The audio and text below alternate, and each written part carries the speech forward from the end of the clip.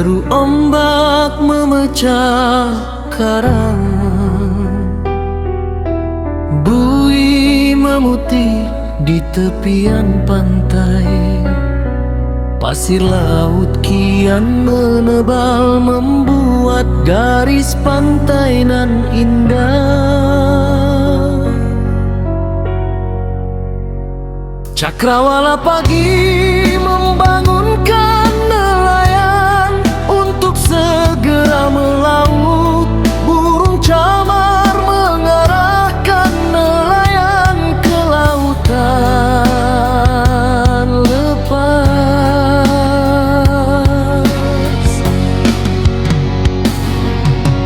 Gugusan gunung dan lereng dipenuhi kecauan burung menyambut mentari.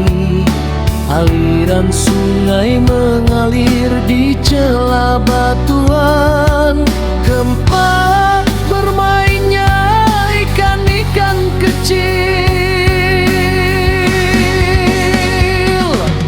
Di pinggir karang terjal semoga batu terpahat, membentuk sebuah kaki raksasa.